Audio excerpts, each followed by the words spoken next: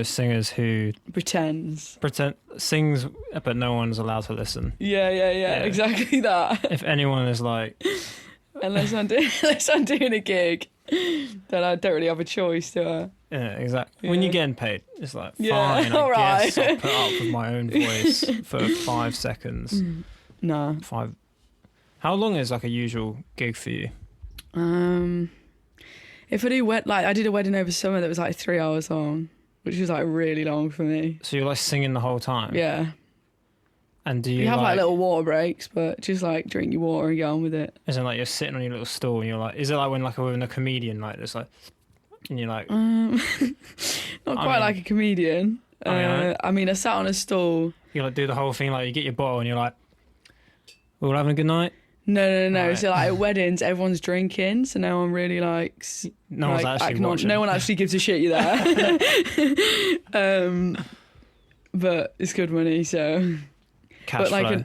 Like a gig at a pub where people actually acknowledge your existence is like whatever I want to charge, really.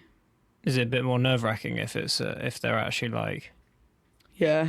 It's like, ugh. Yeah, I played at the open air theatre that time, and I got up on the stage and my guitar was out of tune. Everyone just like stopped and looked at me.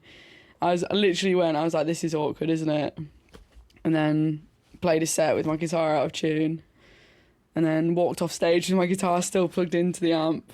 Okay, so do you do the little loop thing where it stops it from unplugging and then you end up just... No, it's just you just have to like yank it out the guitar.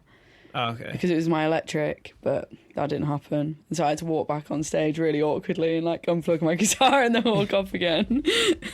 My short career as a bass guitarist, my teacher told me this technique that if I'm on a stage, you like loop the cable round the strap and then plug it in. And apparently it was just a way that like if you accidentally snag something, you don't pull. Yeah, because it doesn't fall in that really awkward position. Yeah. Maybe I have to write that one down. I mean, that's the only thing I learned. I have no idea how to play bass. I actually sold my bass guitar the other day. So you went to bass lessons, but all you learned was how to tie the wire on. Yeah, and obviously, like, you know, the standard, like, smoke on the water. Absolute shredding smoke on the water. And my bass guitar teacher had the exact same name as my grandpa, like, first and second name. He had the same second name as me, and then my grandpa's first name. So it was just, like, really funny. It was like, yeah.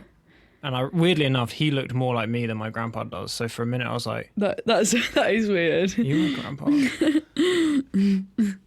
Yeah. Yeah, so like a pub gig, that's what, like an hour job, or do you... Yeah, like 45 minutes to an hour. It's whatever they want, really. Like, I played a couple of like pub festivals that have been like they've got like a turnover of acts. So it's like you do a 45-minute set and then hand it over to the next thing. But I've done like a couple of hour ones. And then I haven't done loads of gigs, to be honest. I've done quite a few, but not loads. But hopefully that'll pick up once COVID's, well, most people think it's disappeared now, but... It's still about. Once people stop caring.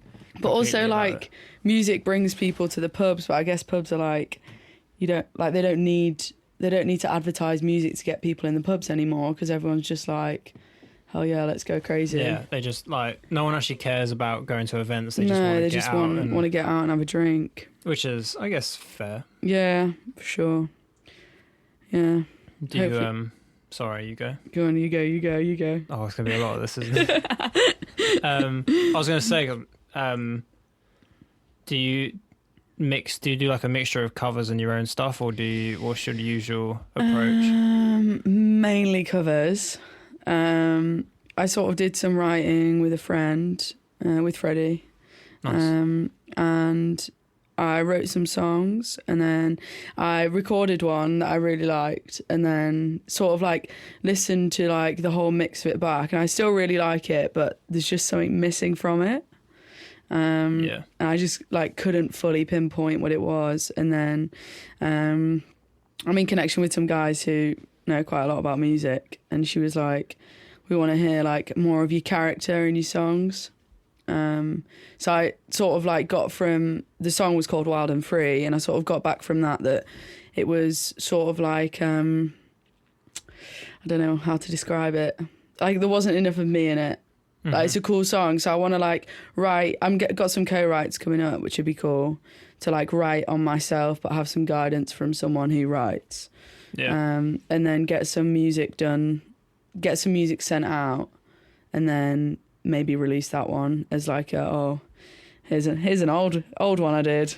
Yeah, it's like a... Yeah. So do you like?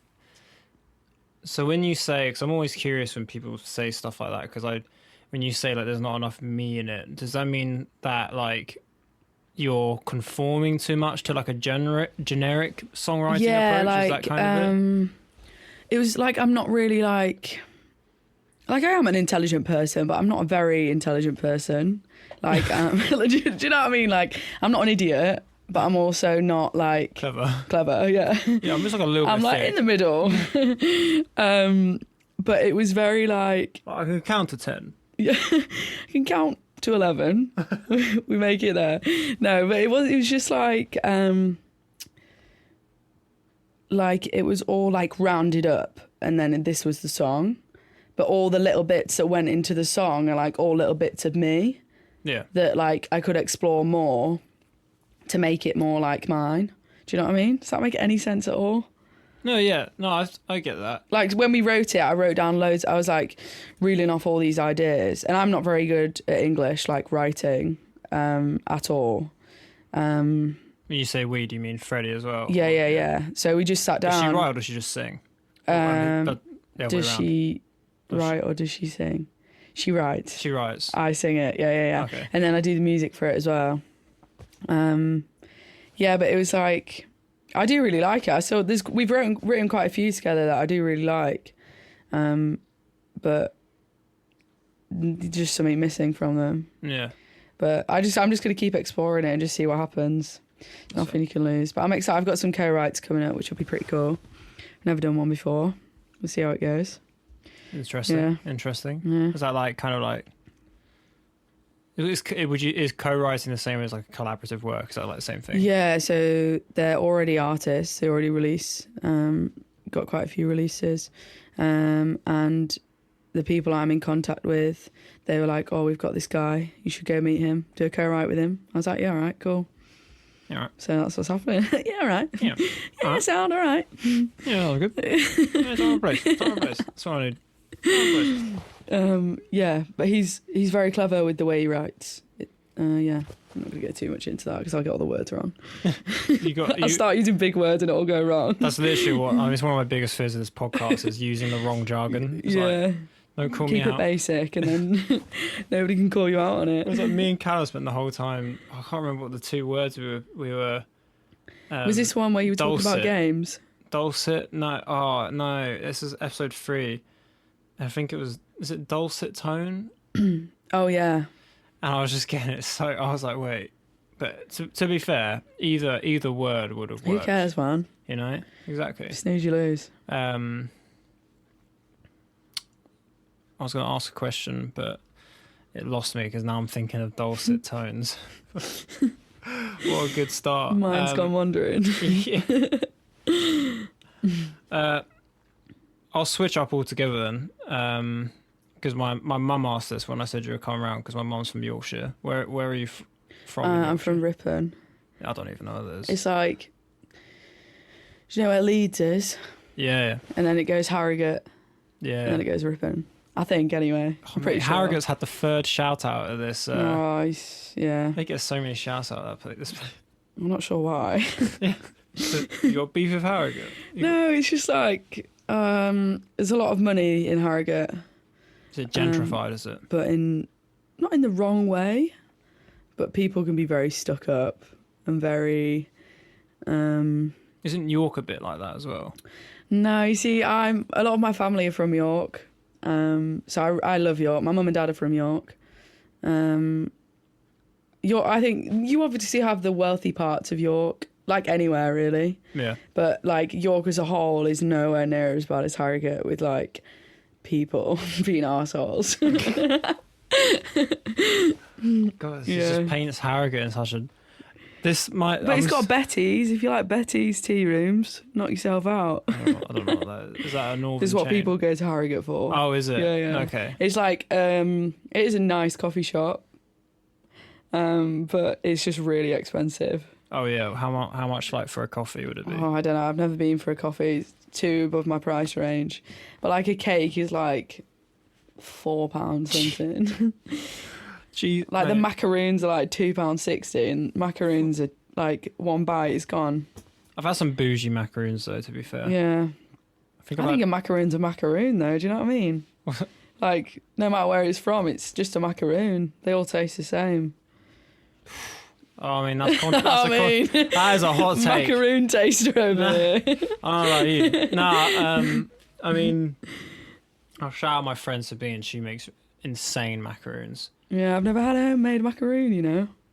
For a lot, I think we've fallen out because for the last 3 of my birthdays, I've asked for her to bring me back macaroons from. She France. never has. No, she's. Yeah, she's waiting. She's teasing you. Yeah, I'll get like a macaroon in the shape of my face or something at some point. A massive macaroon with your face printed on Mataroon. it. There we go. Oh god. I'm pretty sure the macaroon I tried, like the first time I ever had a macaroon, was in France, like in Normandy. I don't know. I don't know where I tried one. I think my neighbour once like. Where were you macaroon when you tried your first? So this podcast's about macaroon trying. I'm resisting this whole episode of just not asking you to say stuff in your accent. Yeah, we had that conversation at work today. Actually, like everyone always takes a piss out of a northern accent. But like unintentionally, like no one like goes, "Oh, I'm going to take the piss out of her accent." You just fall it just into like happens, yeah, all the time. And then we were talking about like, is it okay for people to take the piss out of accents? Like, ooh, do you know what I mean? Yeah. Like, it's sort of like, well, it is like because you could do. I don't know. There's like this weird barrier where, like, if someone told me to do my best Jamaican accent impression, I'd be like, definitely not. Yeah, exactly. Or like my best, like, you know, prime example, Pakistani accent. Yeah. I'd be like, no thanks. No, I'm absolutely good. not. I will not attempt that. But if someone's like Yorkshire, I'll be like, there we go. I'm not. I could do that. But I mean, but yeah, And you like, can't even pipe up about it down here because you're always outnumbered by Southerners. And someone asked me, do you ever take the piss out of a Southern accent? I was like, well, no, because I'm always outnumbered by Southerners. yeah, So it'd just be embarrassing, wouldn't it? I mean, I would. I go up north and make fun of Northerners up north. Yeah. Yeah. You just got to. It's a power play. It's like if the most dominant accent. What, the Northern accent? No, Or mine. Southern? No, mine. Me. Mine is the like north, like kind of like, or even is like a. Because I think there's a more. Like I think I could sound more southern than I do. For sure. I don't think you're that. Who's really Southern? Well, that's local. I can't really think. Luke's pretty Southern. God, that's weird to think. I can't pinpoint where Luke's accent would be from. But like it took me ages to be like, why does, like with Shane, for example, I was like, why does he sound like he just talks a little bit different? And I'm like, for so long, I was like, maybe he's just road. And then I was like, oh no, it's because he's from fucking London. And then I was like, that makes perfect sense now. Yeah. They're a weird thing, aren't they, accents? My friend Alex, I think he lives in Essex, but he has a really nice, like kind of like well-spoken southern accent. I've got a mate from Stevenage and she's so southern. So like, you know, like when someone... Could you do a southern impression? No, absolutely not. I'm not even going to go there. Absolutely not. Absolutely not. Like, you know, when you think someone's talking, you think they're taking the piss, but actually it's them talking. Yeah, that's how strong it is. Is she like, rah, where's my backy, that kind of girl? That's no. That's like, what, Bristol? No. That's like gentrified Bristol accent, I feel like. Yeah, I feel like that's like because there is Oxford, an actual right? like Cotswold, like Oxford, Reading area. That's probably more accurate. But most people who grew up in Oxford now probably live in Bristol because it's like the place to be. Yeah, I went to Bristol the other week actually. It's really I've never nice. been. My sister's been a couple you not? times. No, I heard it's a place for all things Yeah, drum, everything. bass, and I mean, I didn't go for that house scene. I and- went with my mum and dad. You sure? Yeah. You're not going to go there and get a Mum and dad are walkie? really into drum and bass. Jeez. No, my brother's just moved to Bath, so we went to Bristol for the day. But it's pretty cool.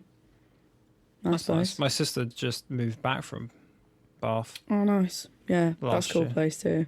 It kind of gives me similar energy to like Cambridge. Yeah, very much so. I But mean, I've only been to Cambridge once actually. I'd like to go back there.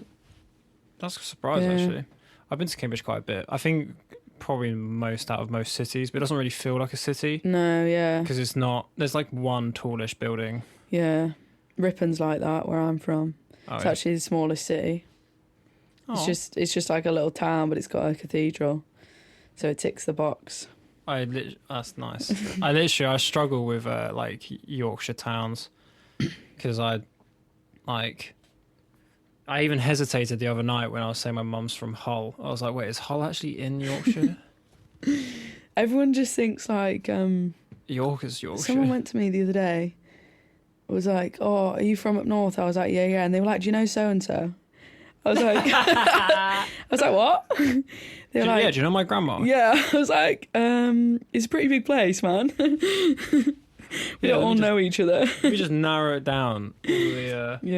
I think if anything, it's more down here that everyone knows each other. Yeah. It's so. Hitchin especially. Oh, definitely. It's weird, man. It's the fact that like with this through this podcast, every time I release a new episode, someone who I know from a completely different walk of life messages me being like, "Oh, I didn't know you knew so and so," and I'm like, "All right, can you guys like go somewhere else? Like, can you make other friends?" Yeah. But here's me just making friends with everyone. Yeah. It's a way to go. That's how you diversify. It's like the same way you just diversify your stocks in the stock market. You got to diversify your friends.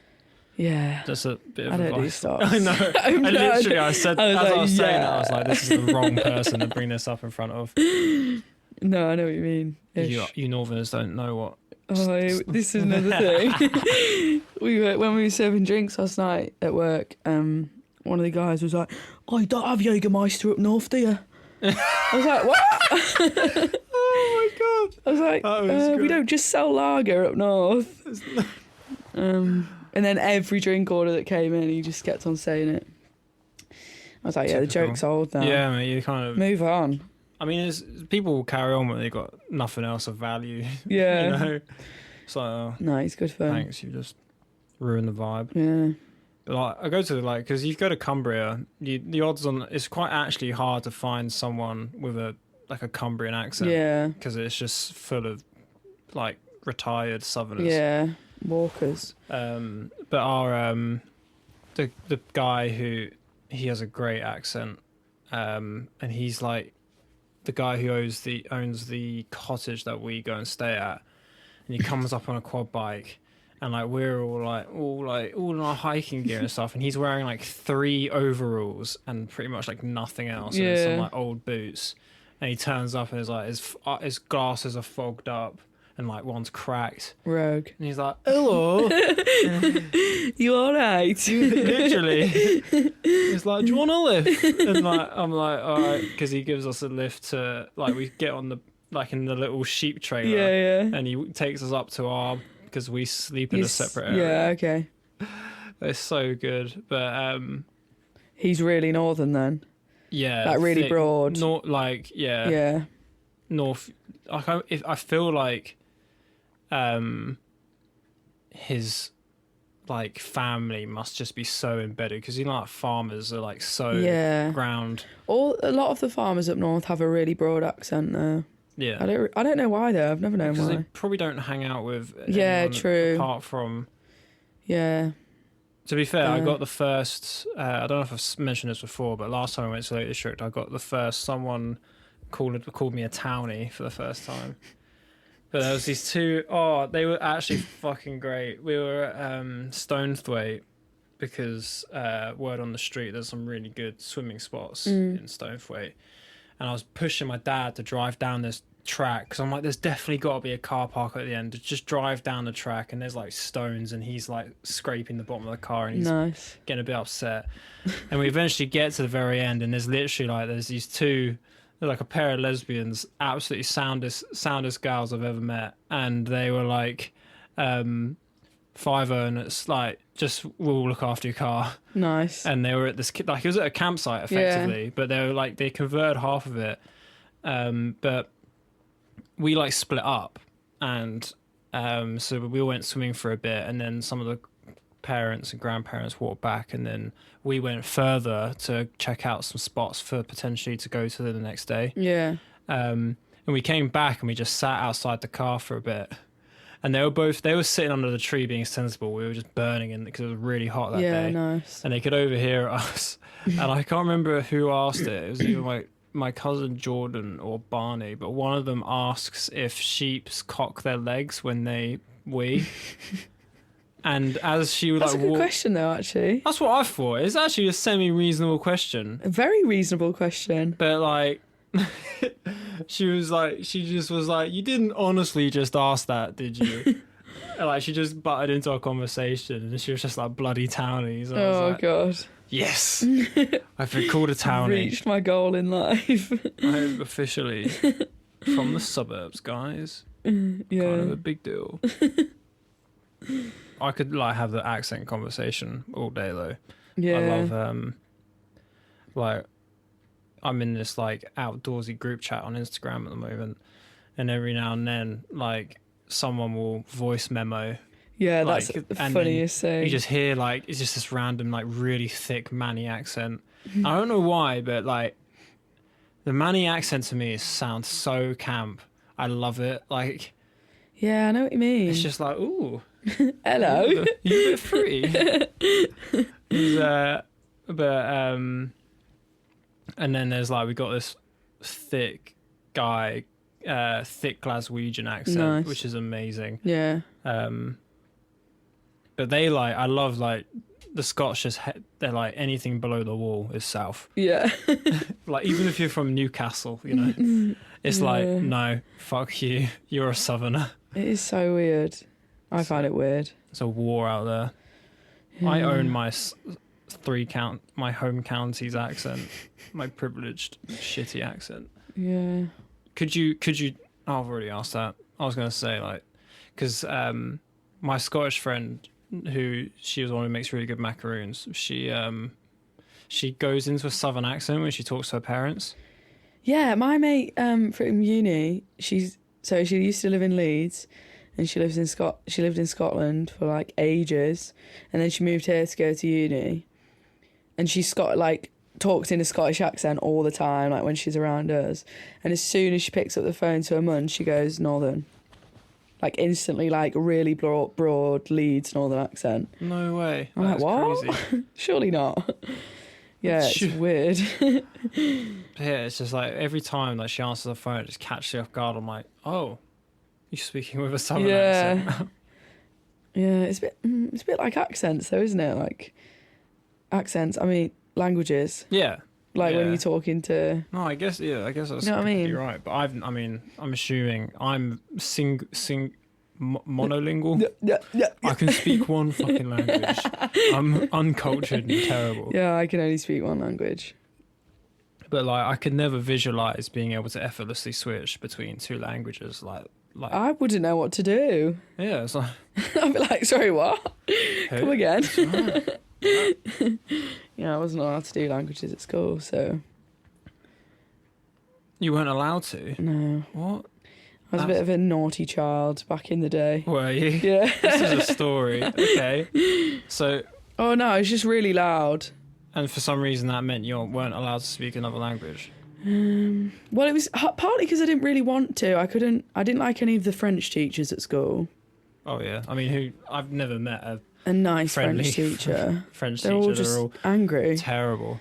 And I was just a bit like, I would have done Spanish or Latin, because when I was doing my singing grades, you had to sing in a different language, and Latin was on one of like the main like criteria, but they wouldn't let me do that because I was in bottom set for French.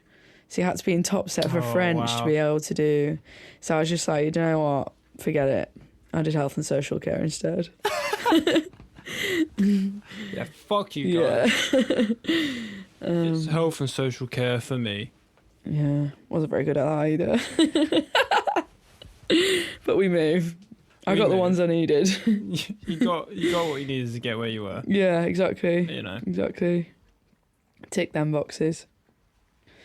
So how's the uni going? Yeah, it's good. It's good. It's very intense. Which is, I was there, so obviously I did my A-levels there as well. But it's good. It's just been like over the past year with like being locked down and stuff, I've sort of been at home a lot more. I've sort of been like moving around different spots, like living wise. And then I've got a lot more into my music, which sort of, and like doors have opened with music that made me go, oh, okay, well, this is really fun. I don't have to do any theory for it. But then when I like fully thought about it, I was like, I could go off with this music career now and then be left in the unknown and have nothing behind me.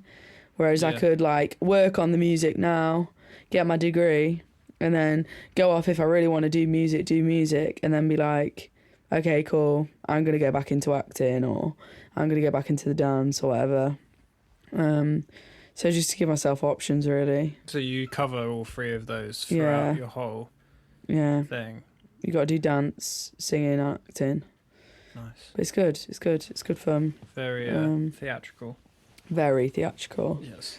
Very theatrical. Very thrilled. Yeah, it's good though. It's good. You're a drama geek then. In a way. I think I'm getting there. Do you have to watch Glee? Oh yeah, that's all we do, you know. That's literally the course. No, You just watch the episodes I don't think I've ever watched an episode of Glee in my life. Yeah, my opinion of you's up a little bit. I can't stand that show. I've never watched Glee. I don't get what High School Musical's about. Whoa, okay. Glee, terrible. High School Musical, yeah, iconic. I've obviously like seen the movies and stuff. seen I've Camp never Rock? got the hype. No, that was on Camp Rock was on Sky, wasn't it? No, it was Nickelodeon. Yeah, but Nickelodeon was Sky back in the day, and we didn't have a Sky box. Oh, pardon. And I You just carry a sheep out the window. yeah, fuck off. One. Everyone always goes, oh, you one of those ones that never used to watch TV. I was like, no, I didn't. I was like one of those kids that like could not sit still at all, could not stop talking. So we had like the living room. So I got you on a podcast. Yeah. We're in the living room and it'd be like my brothers would be like really seriously watching like The Simpsons or like Family Guy when they got a bit older. And then it was like, oh, Mum, will you get Neve out of the living room? She won't shut up. So it was like, I was always like playing out on the street on like a scooter or something, or like on the trampoline. Yeah. And then in summer it was the paddling pool. Nice. Absolute favourite. Maybe it's a northern thing that you played outside in the nature? No, that you couldn't concentrate on the telly. My mum's like that. She's always like... Yeah, I've always had like so much energy, and then it got to a point where I was like old enough to go off to clubs, and I'd do like hockey, swimming, dance. I'd never really be at home. My parents used to Like, get out of the house. Get your energy taken out somewhere else. Yeah, come back when the sun's give everyone a breather. Yeah, but everyone like. I feel like when I came down here and like I started hanging around with people more down here and like got closer to people down here and spending a lot of time with Hannah and like finding out how everyone's like upbringings were, like they are, I don't think people realise how different they are. Yeah. Like, but I don't know if it's like a thing from like my family's background, like all my family are grafters, like every single one of them grafted. And then I wouldn't say I was a grafter, but I had a job at like, I was working at 15 in a butcher's, and then I worked there for 2 years doing like being a Saturday girl. And then I've always, most of the time, had a job. And if I haven't had a job, I was busking. And then when I speak to friends down here that are like working 1 day a week like doing like 5 hours a day. And they're like, oh my God, I'm so tired from work. I'm like, what? Oh God, it's hard to. I know the feeling when, like, I mean, to be fair, I didn't start working till I dropped out of school. I would never really understand. Well, I say I understand, but I could never do like when people were like doing like A levels and had a part-time job. I Oh was like, yeah, I didn't. "Whoa, how would For you do that? the Knack A yourself?" levels, when I was doing my A levels, I never had a job. But in second year, I was busking a lot, That's nice. like every Saturday. But also it was like I moved down here at 16, so it was all really new for me. I didn't have any family down here, so I was finding my feet. You know. So you moved down. Wait, how did you move down at 16? So I moved down at 16 and lived with a host family for 2 years. Oh yeah, I remember now. Well, just over 2 years. And that was to study. Yeah, that was to do.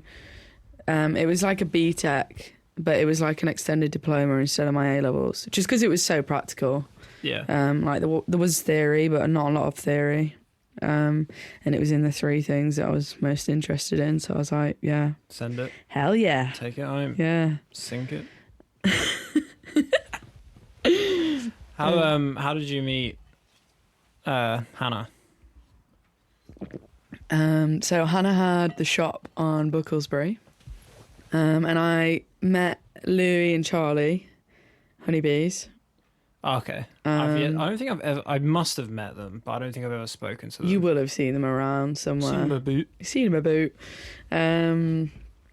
So I met those guys, and then I used to like go and like look around. I used to get my busking money and be like, oh, I really want to go spend it. So I used to go around to Han's shop, and like dump all my stuff in a really awkward, stupid place, and walk around the shop. And then she's like, okay, see me there more and more and more. And then we just got chatting. And then I went in with Louis and Charlie when we got closer. And then she was like, oh, hi. And then like it all sort of like linked together. And then I played a gig there in the shop window to open for the honeybees. And then ever since then, really, just built a little bond. Oh. And then Got on a level to be her go-to babysitter. yeah. Nanny McNeve over here. Nice. Yeah, and she's great. And it's like when your family aren't here, you sort of need that like adult figure that you can rely on for everything. She's literally like my second mum. Yeah, she's literally Yeah. like the mum. Yeah. Yeah. I used to go. So my therapist is literally around the corner from Jolly Brown's. Yeah. The new shop or the old shop? Both. Both. They're like, Yeah. Like it's Basically, actually on the same road same, now. yeah. The new the new shop, but unfortunately, because I go in the week, I can't. Yeah, go to the I new can't shop. see But her, yeah. back in day, Back in there. back in the, God. I would, it was just, I'd have these like grueling, intense therapy sessions, and I come out and I'm like, how'd you get back down from that session? Go see Hannah Brown. I just wonder. I mean, it was, to be fair, it wasn't even for Hannah at the time. I used to come in and Emily would be there, and she's just like a ray of sunshine. Yeah, she is, for sure. Like, I'll turn up and I just be like, oh, help me. help. No, I wouldn't ever like just like you don't like. You just got to let off some steam, don't Just you? needed Just the like a conversation friendly of just like a face. friendly face. Yeah. And I was like, oh, sick. I'm not going to buy anything, by the way. So actually, Just here to chat. I'm going to buy some stuff from H-Town because this place is fucking expensive. Oh, no. No, but yeah, I can't, like, you just, Hannah's very good at, like, if you just keep turning up, she'll eventually just be like, oh, yeah, you're one of us now. Yeah. You're in the clique. Yeah. Cause I remember, like, I had a couple friends from school who were very, like, into, because it was, I don't know if did you know Nick Wotton? No. It's another full name I've dropped in the fucking, I'm trying to no, not you're drop dropping all the full full name. names. It's alright, it's a hard name to spell. But he was like, because he did acting, and so like his acting clique used to all go to, and like I think a lot of people who are gravitating around Geordie Brown in general Yeah. are like acting Yeah, orientated. very creative. I feel like Hitchin is like that though. Like Oh, it everyone's definitely very is. creative. There's this big creative wave Yeah, that Hitchin's kind of massively. adopted. But like everyone's so different. Yeah. Like even like all the people that are creative in the same way all are so different with it. Oh, for sure. Like, I just find it like weird because obviously, like, I meet Bradley, for example. Yeah. I think we've brushed shoulders outside of Jolly Brown. Yeah. We met each other through my friend Callum, who also used to go to Jolly Brown a lot. Nice. And he's an artist living here, and he has like a studio space in Letchworth. But his stuff's very different compared to what like would surround Hannah in general. Like apart from like you got a lot of kind of, you know, the musical actors, and then you have the musicians, which are all, you know, everywhere. A little bit of guitar. Yeah. Which is all well and good. But yeah, it's almost, I mean, I think it's just Hannah's charisma that everyone just gravitates for sure. towards the space. Which I think was made it so hard about like COVID, like basically booting her out of that space. Yeah. Because it was it's a little, I don't know if the right word is Mecca, but like it definitely felt like kind of the center of, at least for me, like I literally would, and I still only do go really into H-Town or like Hitchin in general just to see peeps, like people. Yeah, you know, I'm not. Yeah, I'm always there. Well, I mean, I live there, but I'm always out. Always out. I really wanted to at one point. I really wanted to live there. I really like it, like, but it's like the same as anywhere, you know, like people from Hitchin are like, oh my god, get me out. And then, oh yeah, which is weird, but like most people that aren't from Hitchin that I meet, good example, Adorable Demons. We were chatting the other day. I didn't know he's from Hartford. Oh, okay. So so we were just talking about, like, Hitchin's like probably like the nicest town you can have as like a base in Hertfordshire. For sure, and it's so easy to get to London, but I think that's why the prices are going up, because people are realising. Oh, it's so fucking expensive. Hitchin's like, Baldock is a little bit expensive. Letchworth is a little bit expensive because they're both on the same line. Yeah, Letchworth's a lot cheaper than Hitchin though. Yeah, but that's saying something. All you have to do, like, it's this crazy thing. If we leave Baldock out, Norton Road there, go to Stotfold, like 20% off of the housing prices. It's nuts. Mental. Yeah.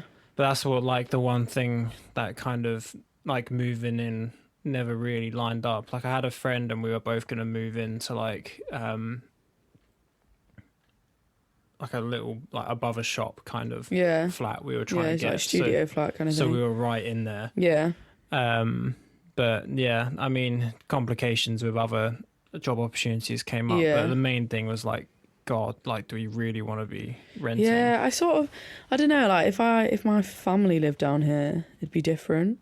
Yeah. Do you know what I mean? Like, if this is where you want to be anyway, you'd be stupid not to stay with your family. Obviously, everyone's ready to move out at some point in their life, but I mean, yeah, that opens up a whole conversation with, like, at least for a lot of people, is like, or for me, oh God, in the last lockdown, like, it's made me realise, like, because I was like, yeah, I can go to uni and I can just live at home for 4 years. And then during lockdown, I'm sitting there like, is literally 4 years of being careful with my money worth the toll mentally for sure it can put on you? Just because it's like, you know, parents, there's always going to be something there that when you spend so much time with anyone, eventually there's going to be, everyone argues with their parents, like, there's always friction. I mean, it's not even that, but it's just kind of like it feels like, you know, with like a plant pot, like, eventually a plant will outgrow the pot it's in. For sure. And if you're just going to keep it in that pot, complications are going to for sure. When I go back home now, like, I love being with my family, like, it's great being back home, but I'm like 2 weeks in max and I'm like, right, okay, I'm off. I'm off. I'll see you later. But it's always nice to have that camp to go back to, you know, Yeah, like that safe have a haven base when you there. need it. Yeah. No, definitely. Mm. But I mean, you kind of like 16 is when you moved out. Like, Just turned 16. Yeah. that's like, and I'm meeting so many. I meet so many people who are like they leave the nest that early, and I'm like, whoa, I'm fucking. Yeah, but I sort of feel like if you leave the nest then, it works out. Whereas if you wait till 18, you sort of like, it's in the middle, isn't it? Do you know what I mean? And then people freak out because they haven't. So when I left at 16, I moved in with a family. You do it early enough that it's not deep. Yeah, yeah. And I still had that security, and I wasn't. I think you express your feelings a bit more when you like hit the 17, 18 ages. Like you sort of feel things a bit more. Whereas when you're 16, you still, I think, well, I was, although I was quite mature, I was still immature, and like, I was just like on cloud nine, you know? And then when you sort of get a bit older, it's like, oh, like it's second year especially, I sort of missed my family a lot more than I did on first year. Because first year I was like, oh, this is so exciting. Like, it's all so new. Like, I'm really grateful for it. And then second year, it was like, oh, like, I still really like it. But it was like, oh, I kind of miss my family. And like, Yeah. you just expressed it a bit more. And it's like, everyone was like in different, like my year, we were in different waves. Like, my year on the BTEC where I struggled a lot more to gel with than I did now on the degree. But like that was like... As the people. Yeah, like... Yeah. But like I feel like if I'd been told to move out at 17 or 18, I would have gone, nah, I don't want to do it. I want to wait. Yeah. Do you know what I mean? Yeah. It's a weird one. Really weird. I never really think about it actually. Just made me think then. I was like, oh... But like some people really struggle with it at 16. It's just like different. I guess it's how you've been brought up. Like if you've been really like mothered or really like held by your parents, you struggle a lot more. I feel like moving out and stuff like that brings a certain toll on anyone. Yeah, so, for like, sure. It can do. I mean, it's mentally, like I feel like moving out at 16 definitely you would have been a completely different person than if you stayed for an extra 2. Oh yeah, for sure. Yeah, for sure. I think if I'd stayed at home for another 2, I think I would have been worse off than what I am now. I think I would have been. Well, I definitely would have been. I needed that new friends, new start, new space. Yeah, for sure. And I didn't really have... I had mates back home, but not so much that I was like, oh my God, I miss my friends. Like, I need to go back and see them. Yeah, it was like, all right, cool. You get on with your life, I'll get on with mine. And if we see each other, we see each other, you know? Yeah, if we hang out and it's cool, yeah. I mean, you did hit a gold mine, I think, with some of the people you can meet around here. Like, yeah. At least the people who I know... like through you, because you've kind of, at least in terms of me getting to know people around here, been on there like, oh yeah, that I know that person is a person that exists. Yeah. And like only recently have we actually been like, yeah, for sure, let's actually hang out through Shane. Because I met Shane for the first time properly this year, spoke to him this year, but I found old pictures where I took pictures of him last year, which was quite funny. That's cool, yeah. But yeah, they're a good group of people. Well, that's the thing. And they sort of like the past month, I've been hanging around with them a lot more. Like, it's been so good. Like, it's been so nice. Like, they are such good people. And they're just, because like they're older, they're like mature, they're not stupid, they're not, like, they just actually genuinely just want to spend time with you. Yeah. It's not like, oh yeah, fine, okay, I'll come out. Do you know what I mean? No, yeah, and I think they understand the kind of the importance of social, like being social. But like, I think people take like social exchanges quite for granted and can end up being quite generic. Yeah, but for like, sure.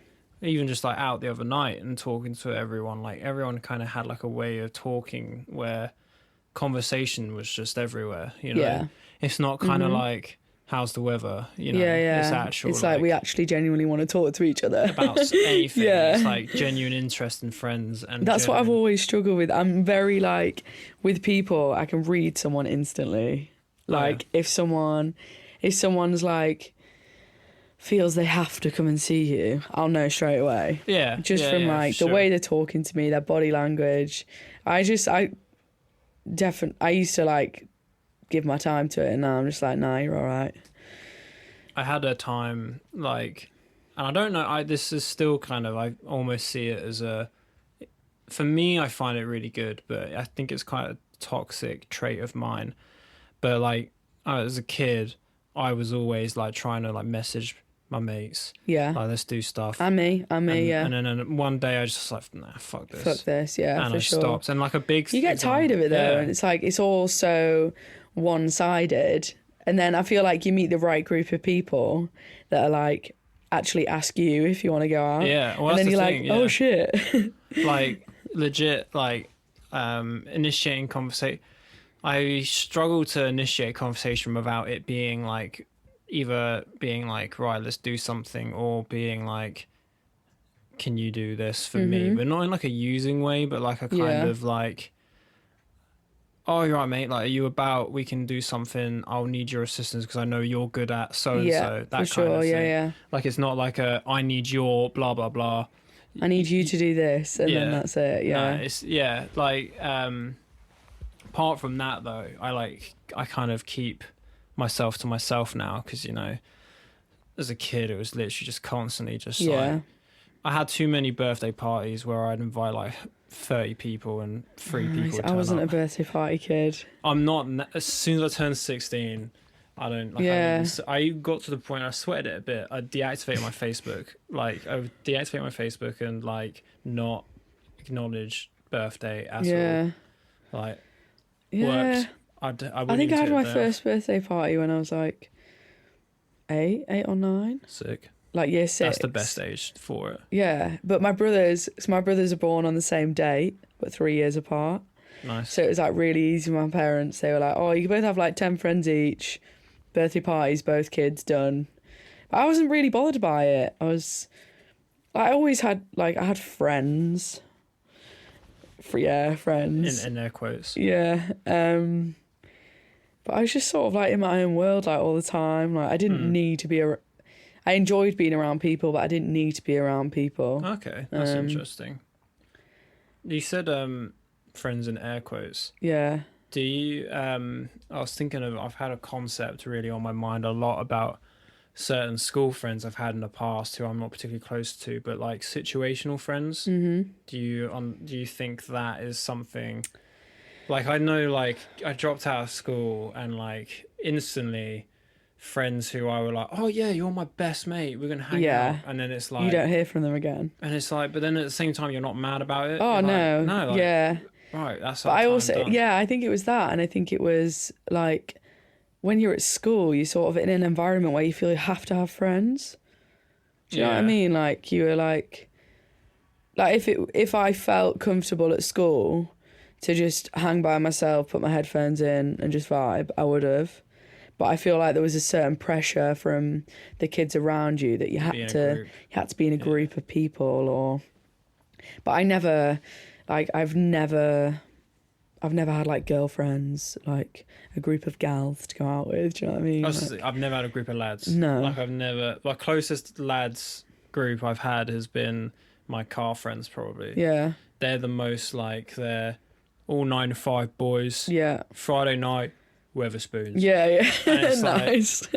And I mean, I don't turn up often, but when I do, like, I really like this. That's no disrespect to them. They are like good people. Some of the greatest people I've met. Yeah. Super sound, and like they're all from very different walks of life to me. So it's really interesting getting their takes on things. But it's, I mean, in school, my like best friends were girls. Yeah. I couldn't really. Mine were all.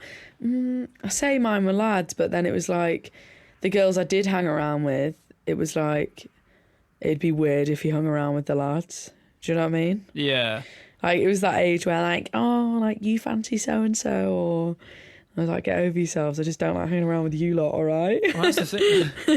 Annoyingly, I grew up being, you know, like a puberty-stricken teenager. Yeah. Like you meet a girl as a friend, and like it's like, oh yeah, like girls are like, I was never really one to be like, yeah, boys friends, girls girlfriends. Yeah. I was never that. No, But like, it's, you do get into that really mixed situation. I think it was around about, for me, it was around about like year 10, where it's like you start looking at your girl best friend and all your hormones are like, and you're like, oh God, what is this feeling? what's coming over me? Actually, we should be more than best friends. But And then that's it, friendship ruined. Ruined. And then it's like you stay friends with them like 3 years later. I'm like, I'm fucking sorry about that. Yeah. But literally, like throughout my school life, I was the edge of friendship groups. Yeah, always in different friendship groups. You know, you just bounce about them. Yeah, for sure. And I don't know if that was better or worse. You know, I think it's the reason I've been able to have like the friends I've had now. Yeah, like, I've definitely. Like just being able to meet people from different groups and just... Yeah. But like the people I'm hanging around with now, it's like, especially over the past like year and a half, has been like, oh, this is what friends do. This is friendship, like, they actually guys. care for each other. Yeah, well, I mean, even like, I've got some of like... I have friends for different purposes. Yeah, for sure. Which is like, you know... So I do have like friends who... I had like one mate, and we were almost inseparable for like a year and a half, but we never spoke about like our feelings. Yeah. We never did, or like stuff that was on our mind. All we did was like, be like, right, what weird shit are we gonna do today? Yeah. Are we gonna go, like break into an old nuclear bunker? Yeah. Are we gonna fucking climb a satellite dish? Are we gonna like, you know, we used to do all sorts of like wild stuff. And crazy. Yeah, I mean, in reflection, it was pretty lame stuff, but like at the time, it was like, exciting though, wasn't it? It was like, oh, let's find go. this cool place, like, and we've like, you know, we've been in crazy situations where we almost got lost inside like a land fort once, like in this tunnel. Oh God. And it's like it looped around a little bit, and then we had like our music playing on our speaker, and we were listening to like ambient stuff to really get in like the vibe. And then the next song had this guy shouting, and we genuinely thought for a minute there's a guy in this bunker with us, which like you have to squeeze through this tiny little crack. This is it. Roof. This is the end. So this is how we're gonna die. But anyway, so this guy like, but it was such a valuable friendship for me because I kind of needed a friend like that where. We never let off some steam, but you never like, spoke about any. Yeah, I know exactly what you mean. We had that thing where like we would literally hang out all the time, and we just do cool shit. Yeah, and I didn't have to think about anything. But I guess like it's like the thinking's never on your mind when you're doing stuff like that. Yeah, do you know what I mean? Like you so never turn occupied. around halfway, it's like, bro, I'm how are you sad. feeling? Yeah. So just before we go through this hole in the wall, how are you feeling? Just before we go. Just before we climb a salad dish, my grandma died. Yeah, oh God. No, but I guess, like, I don't know, I feel like you don't really start talking about your which is bad, which I think is a very generational thing. And it's a gender thing as well. Yeah. Sure, it's a lads. For sure, yeah. Lads don't talk about feelings. That's for girls. Everything, yeah. It's, I do think it's weird, but hopefully that's changing. Oh, for sure. Yeah. Like, it's what I like about these kind of, when I hang out with the car guys, is like, on the surface, I'm like, oh, I'm hanging out with a group of lads. Yeah. But then, like, my mate, like, will be like, so how you doing? Yeah, and it's actually like, oh shit, these people actually care about each other. Yeah, they actually care, yeah. And it's like, it's crazy because they've grown up together, and I'm just going to save the full story for an episode because I'm going to get one of them on. Yeah. But like the way I met them, it's just this crazy uncanny butterfly effect moment where if this one little thing didn't happen, I wouldn't have been like friends with these like really important people to me. Yeah. But it's the same thing with like every friend you ever make is kind of gauging at what level you are. Yeah. Another example, and I've brought him up in the past, my friend Connor, met him through a guy that I worked with, Henry, Me and Henry were pretty close, Yeah. but like Henry's quite a quiet guy, and like I love Henry, and we talk about because we worked at an outdoor store, so we were talking about like, oh yeah, like like the water repellency of this jacket is actually a higher hydrostatic head. And, Such a you conversation to have. Literally. Everyone would be like, "Is he talking in English?" Yeah, or it's just like, I don't class 12,000 milliliters of hydrostatic head as waterproof. That's more water resistant to me. But yeah, he would be like the guy that I could talk to about that with. But then I met his friend Connor, and we went hiking together, and me and Connor just clicked. Yeah, and nice. like all of a sudden we're like, yo, I think spiritually we're like soulmates, bro. And we've got like these moments where I'd go up to his, and we'd had this surreal moment where we were sitting in like a photographer's hide. Yeah. In this like nature reserve for deer, and we were just sitting in it. It was raining, and like it's super cliche but tranquil moment. And like I was like, I could like we've just said stuff to each other that I wouldn't even like.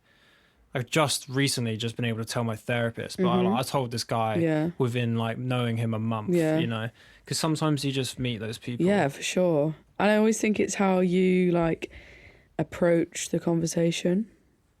Like I always like if I see someone that I know doesn't really give a shit about me, or is like just saying hi to me because they know who I'm with or whatever.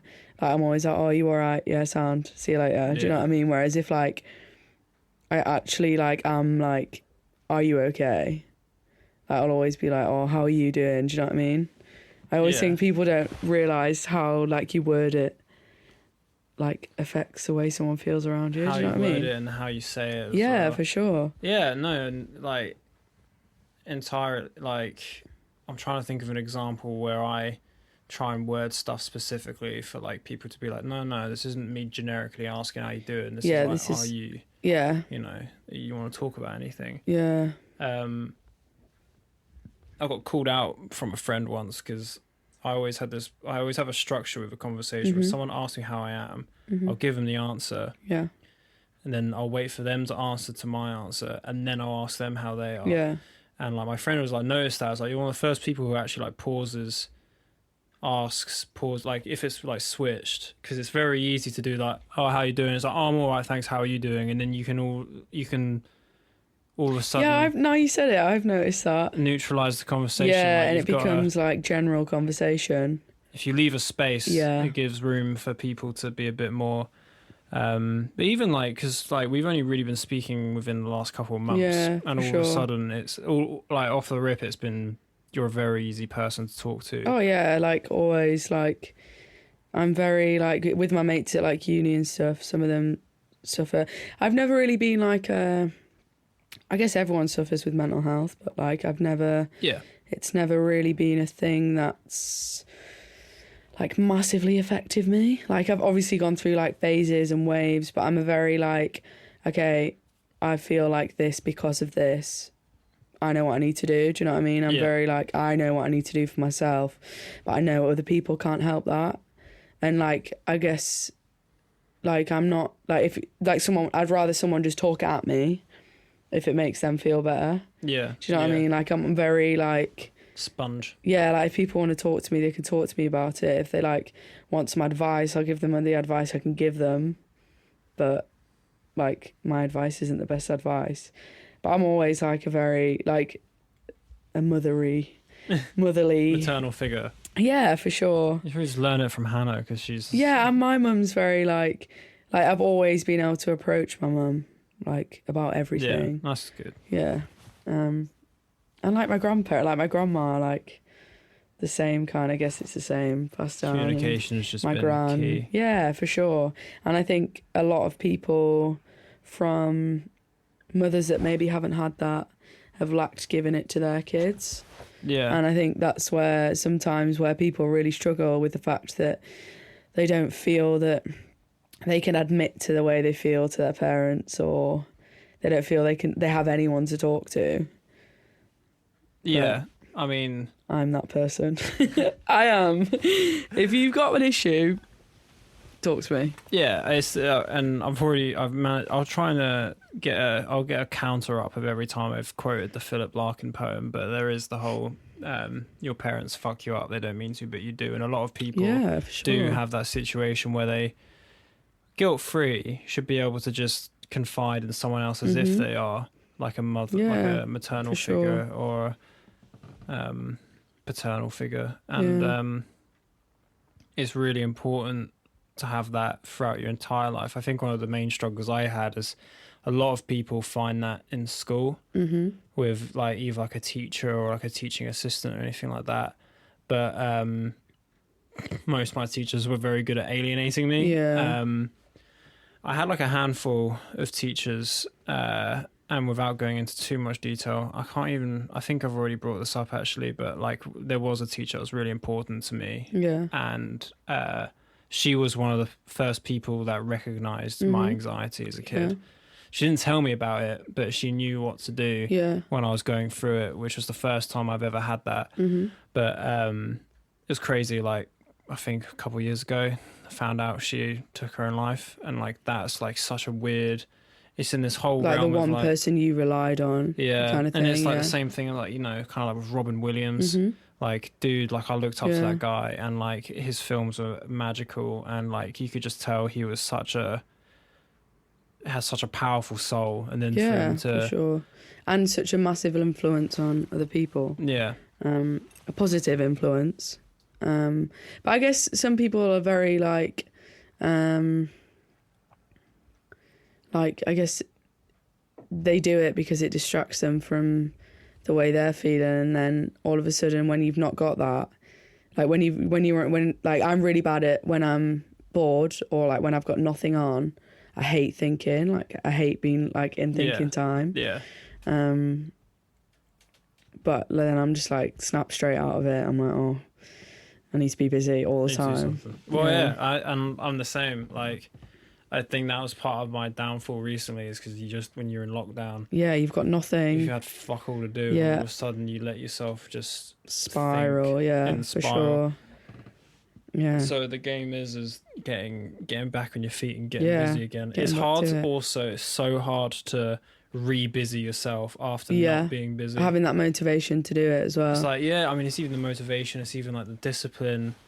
Because my thing at the moment, I was like, I used to go to the gym like 5 times, 6 times. But it's seeing people as well, like I like seeing the people that I know and that I'm going to see. Yeah. But if I'm in a really busy place, I'm like, oh God. Here we go. Entirely. And like strangers and everything like that, like being able to get used to that variable again. Like when I was like, you know, when you're in your budding social element, and you go on a night out and you can be bouncing around and you're like, fuck, you bump into my mate I haven't known for like 15 years. Like, how you doing, mate? And then you like catch up with them and you're like, this is great. And then you're like, let's all go to like fucking somewhere else. And you're hopping on a train and the next minute you're in central London. And then you're like, oh my God. This is crazy. But like, now I'm like, right, guys, we're going to this pub. I'm probably going to leave at 11 o'clock because I want to go home because it gives me time to watch a movie before bed. And that's like, and I don't, is anyone going to bring anyone else, or is it just going to be us sitting at a table and we're going to talk amongst ourselves? Like, I'm not, you know, I'm not trying to meet anyone new today. For sure. Because it's just a social chore all of a sudden. That's it though. It's like when you're with like 3 people and they see like a table of 6 that those other 2 people know and you don't. It's like, oh God. I'm always like, I think I've got to be up early tomorrow. See you guys later. That's a running joke that I'm always the first to leave. Normally I'm out the pub by 10, in bed by 11. Nice. I'm pretty good at leaving early as well. Yeah. Like, I mean, I got the excuse because I'm like straight. So it's like when people start getting too drunk, I'm like, right, I'm not vibing with this anymore. Yeah, like, right, before people start asking for lifts, I'm leaving. I'm out of here. Like, I didn't even bring up excuses. I'm just like, I'm going home. I'm done. Don't want to be here anymore. I'm done. I'm off. Yeah. And that's good. At least you don't think of excuses. You just own it. Oh, no. Like, I'm off. Not bothered about that. Yeah. But I do try and push the social. You got to recharge those social batteries a bit, get used to it, and then all of a sudden, I'll be like, yeah. I mean, the first day back into, I remember like when the lockdown restrictions lifted and the first day back into Hitchin, I was fucking like, I was like, holy shit, there's people everywhere. Yeah. And I can't believe that I let it affect me that much. Yeah. I was just like, whoa, this Too is a much, lot, man. yeah. I remember getting the train, because I went back to my parents' house. I stayed at my host family's quite a bit because I got COVID. And then I went back to my mum and dad's house. And I remember first getting the train back down here. It was just after my 18th. And there was so many people at the train station in Leeds. I was like, oh my God, like lockdown's literally been lifted for like 4 days. Yeah. What are these crazy people doing? And then I was like, People just back on their grind. you're on the train back down south. Everyone's just doing the same. Yeah. Trying to get back to their lives. But yeah, it's been weird. Very weird. Yeah. It is like I'm trying not. I don't ever actually want to have like a pandemic episode or discussion because I just can't bother to talk about it right now. I want to talk about it in like hindsight, but unfortunately we're still fucking in the middle of the damn thing. Exactly. And this petrol station malarkey. Oh my God. Christ.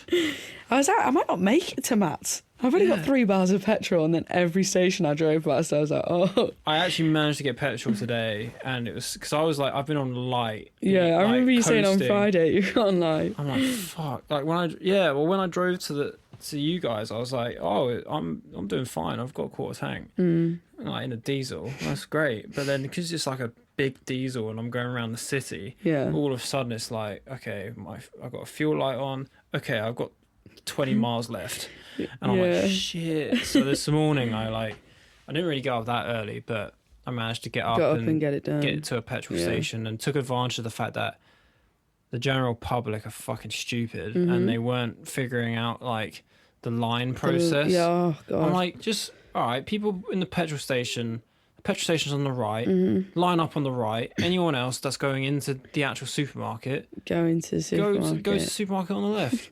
And they weren't fathoming that. So I ended up making my... I thought you were going to say, I got out the car and I directed the traffic into the supermarket. Right, that's where everyone... I've got some traffic cones in the boot and like a whistle. And I was like, all right. No, but yeah, I eventually was able to coax like everyone into a little line where I just like basically just stubbornly pulled over and was like, I'm going to the petrol station. Anyone's coming with me, behind me. Let's go, everyone. Let's get working. And just feel. I'm pretty broke now. I'm a broke student. I was like, fuck. Just watching putting myself like. Yeah. I've got like an £80 tank, so it's like. Mine's like £7. But hopefully that's £80 for. That'll do me till Christmas. That'll last me till 2023. Yeah. My friend's just got one of the car lads has just got the new Ford Mustang, which is like an electric Mach-E. So he's just showing off in front of all of us. I was like, oh, how's all that fuel getting you going? It's like, fuck's sake. But yeah, no, I don't. I want to do like a hindsight episode of like COVID and everything it's been, but until it's like gone. Which obviously is up to debate whether it actually ever will be gone. And the effects of it, like, it'd be really interesting to like get different stories and see how it's. But yeah, it can be anything from like positive to negative effects, the economic effect, the emotional effect. It's like it's been a bit of it. It's like, I mean, I think a lot of people and the oldies get fucking up shit when we say this, but it is our modern day World War, like in terms of like life-altering event. You know, this is the closest we'll get. Yeah. Unless, you know, global warms us, and our next tragedy will be us all frying to death. On a lighter note. But yeah, I got you on here as a replacement, well, not a replacement, but a backup because Hannah is so elusive. Yeah, she's a busy woman. She doesn't understand that. She's like, why do you want to talk to me? I'm like, because you're like the centre of everything. Yeah. If there's one person you want on a podcast, it's her. Everyone I've had on so far knows who she is. Yeah, for sure. And she's a very, very intelligent lady. Yeah. With lots of stories to tell. And she's got lots of friends who will definitely listen. Yeah. I want more listens. Yeah. Just got to pick everyone for like who they know. Yeah, you'll get like my dad listening to this. Yes. I mean, that's already someone not in local, so that's fine by me. You might share it if you're lucky. Yeah. Hand it around to some farmers. Yeah. We're not only friends with farmers up north. Aren't you all just farmers? Since they closed the mines. I have like a lot of northern friends. Just got to flex that real quick. Yeah. So I know that they're not all I farmers. know everyone in the north. Most of them are actually ketheads. Solid. Brilliant. There's fuck all to do up north because it gets so dark. It's like, fucking hell, guys, it's 2:00 and it's dark out. Should we just fucking do ketamine? Yeah, isn't that like a trendy thing to do nowadays? And then what's the wine everyone drinks up does north? it ever. Buxton wine? Buxton. You're not... You're just innocent. Echo Falls. Bucky. Is that it? Bucky, yeah. Buckfast. Yeah. It's like a dark wine, kind of. Almost like a... Horrible stuff. Oh. Yeah, it's like Magnum, isn't it? You drink Magnum down here.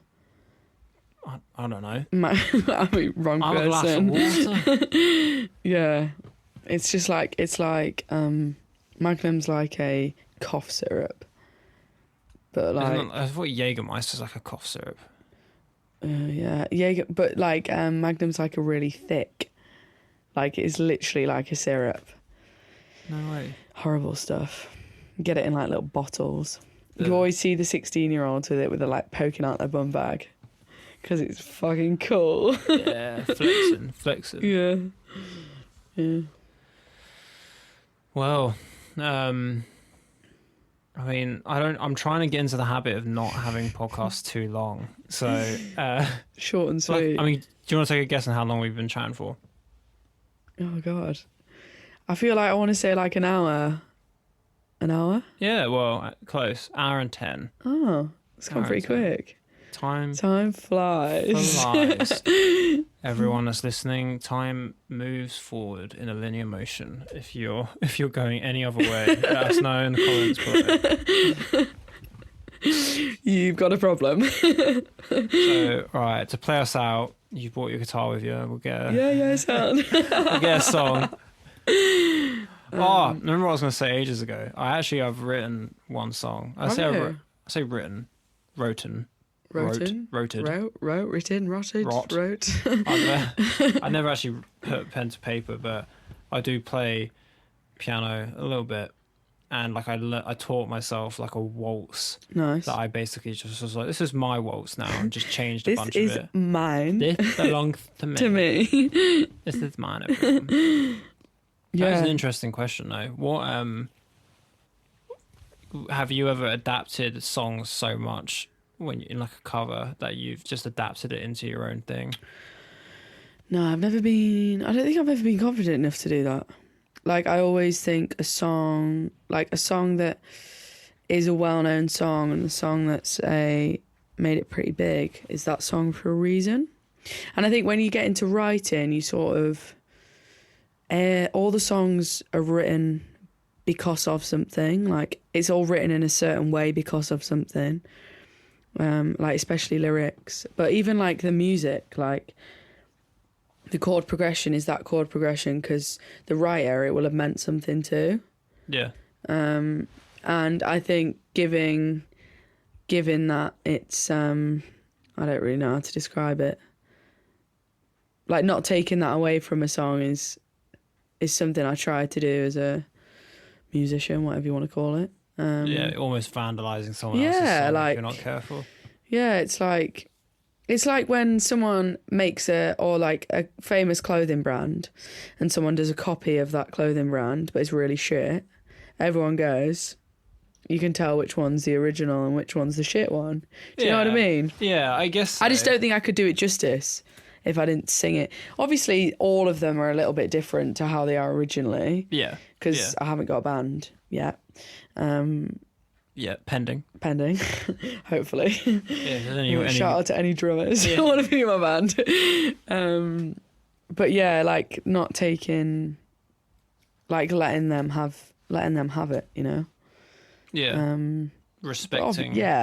Obviously everything's a little bit different because I'm pretty garbage on guitar. And haven't got a full band.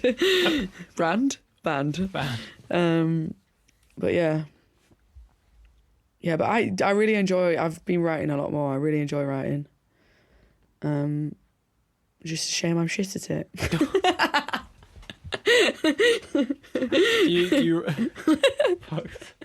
Do you write the music and then write the lyrics? Do you write the lyrics and then write? So everyone always goes, you need to write the lyrics before you write the music, but I feel I just mess around on my guitar and get like a chord progression I really like, and then be like, oh, like it's very like the way I've been doing it recently is just like sitting on my sofa playing the guitar, and then just like spiraling on myself, like really, really thinking about everything. Jeez. And then something will come and I'll be like, oh, okay, yeah. And then it's just like playing with different things, like different experiences that have happened, and like things that, like, I'm a very like, if something happens, I'll get over it. Like, I'm done with it. But then like other things have happened that have like stuck with me, and then I'll use that, but in like a positive way, to be like, oh, like it literally doesn't matter, like it's done. Do you know what I mean? Yeah. But I enjoy that. It's not like I'm gonna play on that emotion that I was feeling then because of that and feel really sad about it. I'm gonna play on that emotion, write about it, and then cool, I'm done with it. But it's really good. It's quite, especially when you get something, when you write something on your own that you're happy with, it's very like rewarding. It's very like, oh, cool, okay. Cool, done it. Yeah, for sure. And when I did my first like big recording at Nave Studios in Leeds, which is awesome. It was like a converted chapel. And they have like different rooms, and the guy that did it, Tom, he was great. And I did it with my brother, my big brother, my eldest brother, which we used to, when I was literally, there's a video of me like really chubby, slick back hair, like in a massive bun on the top of my head, and singing Skinny Love by Birdie when I was like 12. I haven't really, like, we played in the house and stuff, but I've never really done anything with him, and he's really, really good at guitar, but he doesn't, you could say he doesn't believe in himself. He just won't, like, he plays for himself, he doesn't play for anyone else. He doesn't want to make it a yeah. thing. Yeah. And then I was like, okay, we're both home. I was like, do you want to play this guitar part for me?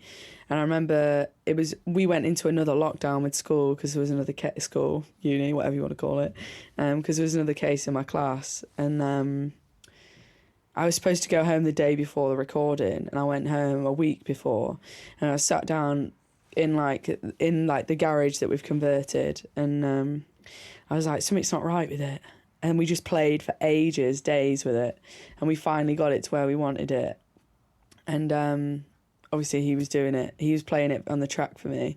It was like the first time he's ever played like out of the house. Like, he was quite nervous. No. Like, I'm quite used to singing in different places, and he absolutely smashed it. It was so good, and I do really want to release it, but it's like when I got the track back, like when it was mastered, I was like, it was like really rewarding. Like, you're like, oh, like, it actually sounds pretty cool. Like, if you work together, it sounds really cool. And obviously doing it with your brother is pretty cool anyway. I was pretty chuffed about that. But yeah, it was really rewarding.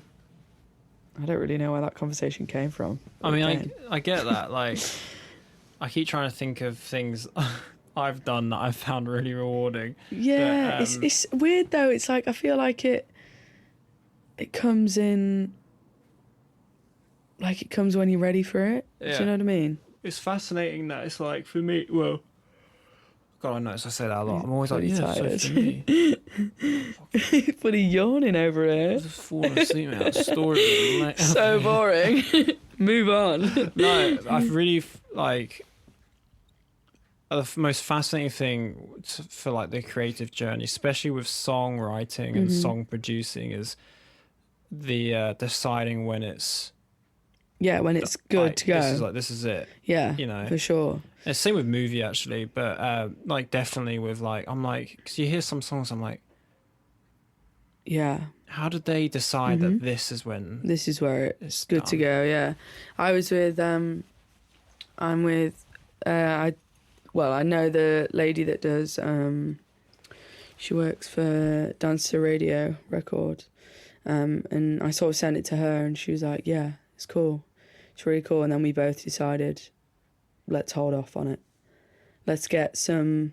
I kind of want to release like a couple of tracks that I've done, and then be like, oh yeah, there's this one that I recorded ages ago with my big brother. Yeah. It was like you could do like a vinyl release. And Yeah. There's a bonus There's like side that has yeah. that on it. I'd love to get a vinyl out, but it'll come at the right time, hopefully. That'd be great. Yeah, I'll be pretty straight cool. on that. Yeah, if the new generation of people even use vinyl. The new wave's cassettes, I think. Yeah, I've Everyone heard seems to this. be Everyone picking keeps selling cassettes. Well, speaking of my northern friends, one of my northern friends, I don't know if he still is, but he was a while back collecting MF Doom and loads of others, but mostly Doom, I think, because he loves Doom. But cassettes, like original, I don't know what you'd call an original cassette. He was like an original. No idea. Original wet wine, like an original press of a cassette. You know what I mean? But yeah, I collect. I have a very small collection of vinyls. Yeah, I myself. have 2 vinyls. Don't even have a vinyl player. What are they? Yeah, neither do I. I don't. I mean, I kind of do, but I want to get like a proper one that I can plug into like the proper speakers downstairs. Yeah. I've got a what do you actually put the vinyl on? Turntable. I've got a turntable. I just broke your microphone. Fuck this. I've got a turntable. Damaging. I just need an amp and The musician. speakers. Come on, breaking other people's equipment. Yeah. What are they? Bon Iver, 22 Million album. Nice. So honestly, it's my favourite. I don't know what. I downloaded like his entire discography and then deleted all the ones that I found boring.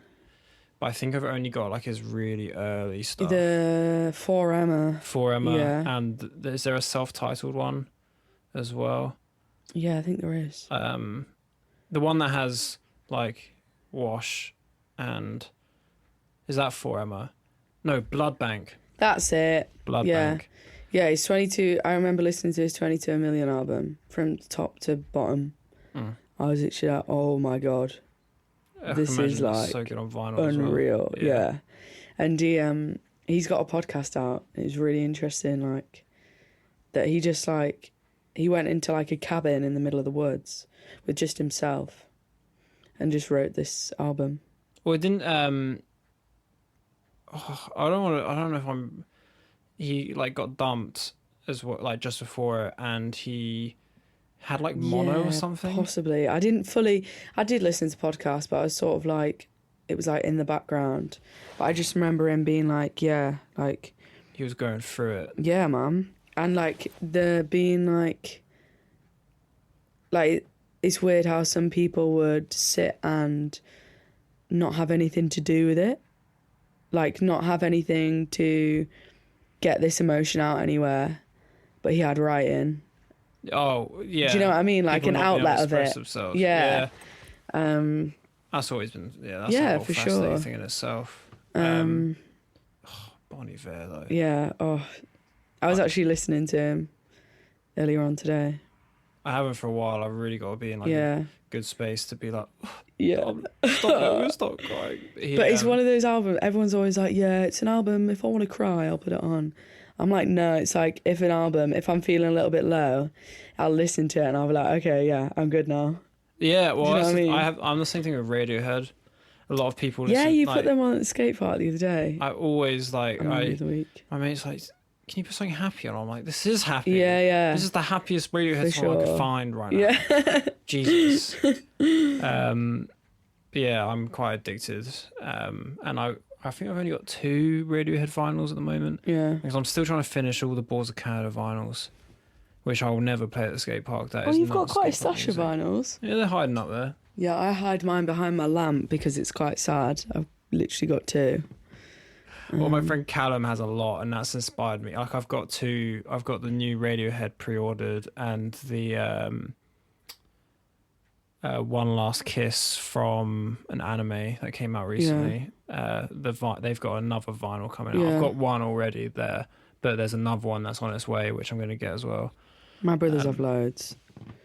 Like, ridiculous. Which is fair fucking play to people who do have loads. Yeah. Like, Actually, my middle brother especially, he's just like... How many brothers do you have? 2. Oh, okay. 2 big brothers. Yeah.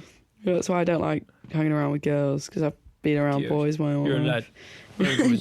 Lads. I just think boys are so much... They don't cause drama. They don't attract drama. Oh, yeah. I mean, that opens up a whole conversation to do with, internalized misogyny of women and how it's like a weird rat race. Mm-hmm. Like, and I've known it like with friends, like when I've been the guy, and generally I always end up just playing the token gay best friend. Mm-hmm. Like when I was younger, I was like, all right, I mean, I'm not gay, but I will be that guy. Let's hang out. And you will get the girl who comes in who's just like, there's this weird like... It's because we're always competing with each other. Yeah. Like I was talking to Hannah about it the other week, actually. It's like girls feel they always have to compete with each other. And that is it. That's that's like such a mindset that unfortunately has been instilled in girls. In your ladies. In your girls. For so long. And it's about time we stop. Yeah, sure. Genuine like female companion like friendship is like weirdly hard to come by without there being a drama of some sort. Yeah, for sure. That's something that needs to be worked on. But I mean, it's like the same in like, but in a different way with lads. Like I think like the problem with male friendships is the lack of actual friendshipness. You know. And I don't watch Sex Education, but literally just before you came over, I read that people were really raving on about the main characters in Sex Education being very like openly, platonically, I haven't seen in love with each other, which is so key. And finding like a male friend who's not just like, yeah, mate, like safe, like yeah, we're the boys and we hang out, but like like lads who are like will be like, I miss you, bro, and like, I love you, bro, like and, actually genuinely, and having that connection without either of them being like, shit, man, no homo. Oh my god, don't tell my girlfriend. Yeah, right? for sure, for sure. Yeah. And then I mean, we can also connect this to just the whole thing with like expression of boys and like that's why I like Bon Iver so much. And for the first time I heard him not singing falsetto. Yeah. And like he's got an amazing voice, but I love that he sings in falsetto because it just makes him sound really vulnerable and intimate. And funny enough, I think and like Tom York does the same thing, but apparently he's not actually singing in falsetto. That's genuinely his voice. Right. Okay. Which I didn't know that. Which I like it. Fun fact for you all there. Fun fact. And I love singing along to Radiohead because he just sounds like shit. So you can be like... You're like, oh my god, that sounds so good. Yeah, whereas Bon Iver's like, yeah. I never really think of that, like people singing in a vulnerable state, if you like. Well, that's the thing, like, it's become more popular recently for people to be more... for men to sing, and there's been the switch, and like in the industry, for sure. Like obviously, we've got people like Doja Cat, Cardi B, Megan Thee Stallion, who are these empowering women, which I fucking love. And it's like people are shitting themselves because they're talking about sex the same way men have for years, and like they're like, oh shit, this is happening. And I'm like, well, fuck yeah, finally it's happening. Yeah. But then people aren't forgetting the fact we've got the other end of the scale. We've got the lads who are now starting to be a bit more in touch with themselves, and instead of it being like girls guns, it's like I have feelings. Tyler, the Creator's latest album is a really good example of like, even though it's not particularly emotional sounding, but the subjects he talks about is really good. And you've obviously got the boy Frank Ocean himself, like fucking Blonde, like masterpiece 2016, like it feels like it came out yesterday. It's so good. And then I can't remember, but he did the cover of Godspeed, and I'm pretty sure he's done a couple Bon Iver covers as well. Yeah, that Godspeed. James Blake. Yeah. Yeah, and he's like in that similar court to Bon Iver. For sure. But like, I always wonder, like, because at one point I should have taken music in GCSE, but there was a mix-up, and they gave me drama, and I didn't say anything. I was Yeah. like, "Fuck it, I'll just do drama then." Oh gosh. And I shouldn't have done that because, like, in hindsight, I do so much stuff now. Like, I play piano. But I also think if you'd done music GCSE, I don't think you'd have the love for it that you have now. True. You know what I mean? True. That is a very. I mean, Yeah. obviously, in hindsight, that you got to always think about that sort of thing. But Yeah, I wish guess in the moment, you never... I wish I had some more core skills to express myself through music. That'd be really, because like, just I wonder who, like, the next, like, Bon Iver will be. You know, who's someone who can be, and like, or the next. Have you ever heard of I keep hitting your mic. It's alright. I can see it. Broken. Bang. I'm gonna have a massive bill when I get home. Have you heard of Ray Montagne? I don't know if that's how you say his name. He's really very, like, I want to say like country, but very expressive. Yeah. It's folk. Yeah, kind of. I literally like that whole genre. Like, I don't even know what genre it is. Bon Iver folk, in a way. Yeah, I think he's very folk, but also quite electric sounds. Yeah, because I mean, he's like Kanye West is. Like, one of his biggest influences on the. I can't sing that too much, or I'll get, you know. Matt's cover. I love that song. It says the same thing over and over again. What song? Words. It's just when it's like super auto tuned. Yeah. Yeah, he's a cool guy. Yeah. Another one's Sufjan Stevens. Do you listen to Sufjan Stevens? No, I don't. I only listen to him, literally his songs from Call Me By Your Name, but he's like, check out, after this, on your way back, check out Visions. You'll have to remind me, I'll forget. Yeah, obviously. I'll give you a post. I'll give you a post-episode playlist of songs I recommend you listen to. I want a comprehensive review of every one. Thank you very much.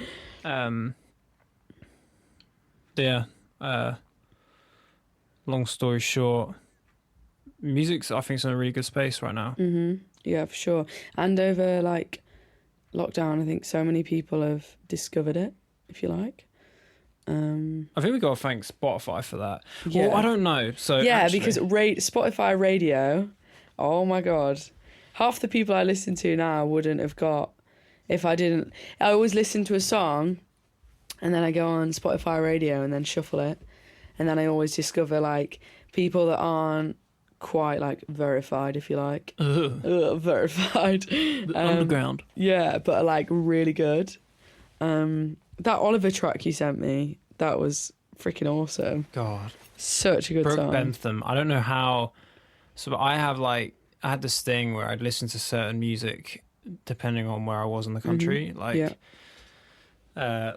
Peak District music I'd listen to. Yorkshire Dales, Cumbria, Pennines, down south, all of that jazz. Yeah. But yeah, my Yorkshire Dales songs were like Brooke Bentham, and I only have that, like, there's that one, so Oliver, I just love her, like, her voice and that is just so good. And then Aurora, which is like, it gets a little bit kind of spiritual. She has a really unique singing style, which I love.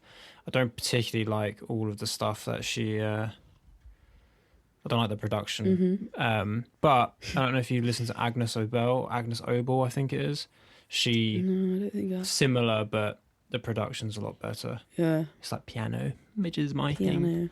But nice. I have a very old school way of discovering music. Like, I couldn't even tell you how I found that song, because I just kind of, it's either like YouTube recommended, films I've watched, or recently it's like either like if I find one song, download the full album, listen to the full album. Yeah, for sure. Like, that's generally, like, I'm very much an album listener. My brother sent me, have you heard of Aldo Sardin?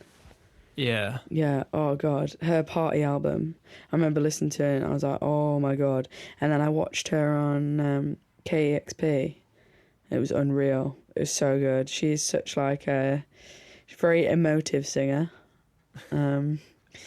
Like facial expressions a lot, but she is so good. She was unreal. Yeah. I like hearing people. I'm going to start again. I like hearing people talk about their albums. Yeah. And like the reason, like I remember listening to Julia Jacqueline on KXP as well, and she was saying how she wrote the album Body, and when she was writing the album, she didn't realise that she was talking about her body in all of the songs until she'd finished the whole album. That's mad. And then like in interviews and stuff, she was getting asked like really like forward and horrible questions just because she was talking about her body, and she was like, no, this isn't what the album's about. Like the album's just about a woman's life, if you like, and the things that I guess in the ages of 18 to 27 a woman most of the time goes through or experiences with like relationships and whatever. But yeah, I always find it really interesting, like the output, the way you think the album is never how it is. Yeah. You know? But I also like the way you can always interpret an album in your own way. For sure. I mean, I don't know how, but like one always resonates, and it's not the whole. I mean, the whole album, Blonde by Frank Ocean's amazing, but one song, Siegfried, on that album, I literally, the first time I heard it, I was like, this is my favourite Frank Ocean song of all time. And it's just like one of the main lyrics is he just keeps repeating, I'd rather live outside. And I just love like that kind of, I don't know, the way I resonate with that is just kind of the whole like theory of escapism and just getting out of like being stuck in like a city or being stuck in a town, because I'm not very good at that. Like I definitely feel like I'm a very like countryside rural lover. Yeah, for sure. I feel like you have to experience the busy town, busy city, and to figure that out. Like, I feel like a complete different person. Like even down to what I listen to. Like in the town, when I listen to a lot of all sorts in the town. It can be anything from grime, drum and bass, that sort of typical stuff, to all the way up to like glitch pop, and I'm just trying to think. I'm trying to name genres instead of artists, but I listen to a lot of, like when I'm walking around town here, I listen to a lot of drone and ambient, just because it's something that makes everything feel simple. Yeah. But then when I'm off in the mountains and stuff, like it's a lot like the acoustics come out, you know, and I'm like, I'm listening to Eddie Vedder and Daughter and shit like that, and it's like, it's like I'm touching myself. Wow. You do though. Like I remember going back home in lockdown 1, and I'd go on walks, and I'd just listen to I listened to Julia Jacqueline's podcast first. Because I never really did podcasts, because I hate podcasts. Yeah, me too. No, I just didn't think I'd enjoy listening to someone talk about themselves for that long. Yeah. And then it was like when you're outside and you're on your own and you just literally surrounded by nothing but trees and grass and cows and sheep. It's like you're in a different world, isn't it? And then Bon Iver was always on. Always the one. Ticks all the boxes. What is your favourite Bon Iver song? Oh, song. I don't think I have a favourite song. Yeah, so the version of Skinny Love I used to sing wasn't even his version. It was Birdies. Yeah. Smashed it. Annihilated, mate. Favourite song. I always think the 22 Million album is one song, because I always listen to them in one thing.